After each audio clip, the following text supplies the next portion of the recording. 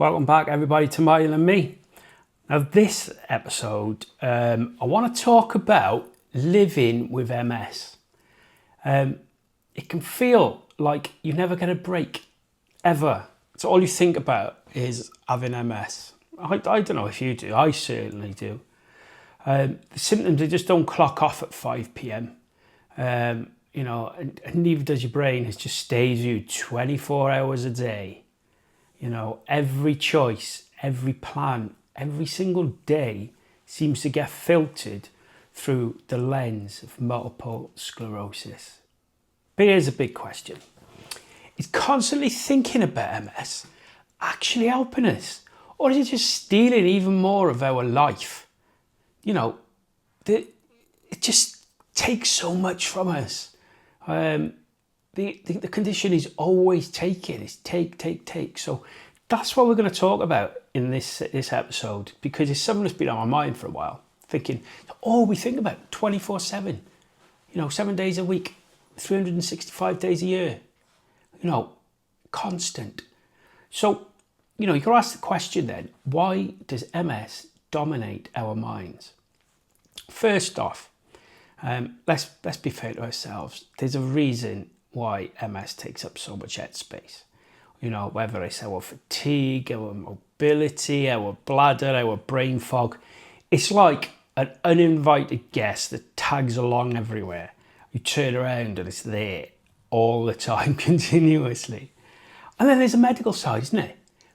There's your neurologist appointments, your MRI scans, remembering to take your medication, your treatments, side effects of those treatments. And on top of that, right, you've got the lifestyle stuff, the diets, your supplements, the hacks that people swear will give you 30% better walking or more energy. Have you thought about trying yoga? So yeah, it makes sense. We end up living in what we can only describe as an MS bubble. It's survival mode. We're constantly scanning, what's going to flare this time? What's going to happen today to me? Am I going to fall over? Am I going to be able to walk? Am I going to get a heat exhaustion? Can I manage to go out? I've got an appointment later. Can I manage to go out? Should I rest? I don't know. Should I push through? I don't know. That's the thing about MS, isn't it? It's just there all the time. So it's not a weakness. It's the brain just doing its job to try and protect us. All right. We've all got good brains, and that's what it's trying to do. It's trying to say, just chill out for a little bit, but you just don't know which option to take, do you? It's like loads of options, which one do I pick? I don't know. So then you've got to look at the hidden cost of constant MS focus. I don't mean monetary. I mean in your mind. So here's the flip side. Thinking about MS 24/7 has a cost. All right. Mental fatigue. It drains you as much as the physical symptoms because it's all you're thinking about. You're not just tired in your body.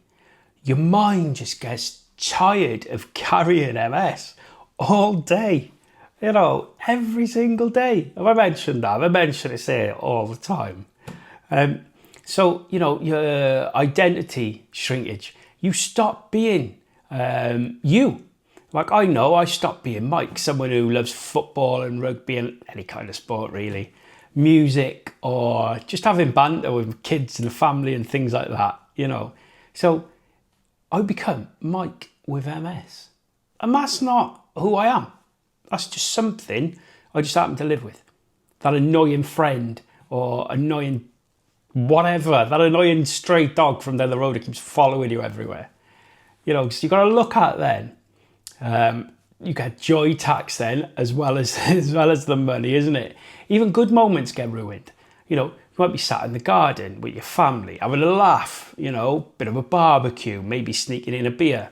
0 alcohol for me. I'll do another video about alcohol later on, but and instead of soaking it up, you're just wondering, well, it's my fatigue worse tomorrow. So you're there, you're thinking, I'm having a great time here, but is this gonna mess me up? I don't know. So you look at it, that's not living. That's just auditing your own happiness. And, you know, the longer you do it, the smaller that your world becomes. And that's not where we want to go. We don't want to go down that road. 100%, that's not where we're going. So, why some focus then is still needed. So, you know, don't get me wrong. I'm not saying that we should all of a sudden just ignore it, pretend it's not there somehow, if we can. Because that's just not realistic, is it? You know, no matter what you do, it's always going to be pecking at you. So awareness is important. It'll help us adapt to it, like knowing when it's smart to use your wheelchair. So I'll take it from my point of view. I know when I'm having a really, really bad day and I've just got to do every single thing in my wheelchair. So it's instead of stubbornly just exhausting myself trying to walk, or in the kitchen or something like that, you know, I've got to empty the dishwasher or something, I'll do it in my wheelchair sometimes because I'm absolutely done in. So it helps us pace before the crash happens. It helps us make better choices because we're not chasing a cure, but we're just going to give ourselves the best shot at a good day. Okay, so I know it's always there, but our thing, what we do is adapt to make us have a better day. So, you know, staying informed of these things, it just helps out. It stops us feeling like passengers in our own lives and just watching your life just fly by, stuck with these two letters stuck in the side of your head all the time, and we're not having that. So how are we going to find the balance? You're saying, Mike, what are we going to do then? You know, I've got MS and it's knocking on the door all the time. So think of it like this. Maybe the real answer isn't not to think about MS. Make sense? The answer is don't let it take center stage 24/7. So it's there, but don't let it be the thing that you think about all the time. Like, I like to think of as kind of an analogy of like background music, right? You think background, I like a lot of music, so I've always got a song in my head no matter what. But some days it's really loud and in your face. It's just blasting at you all the time, whether you like it or not. Other days, sometimes it fades into the background.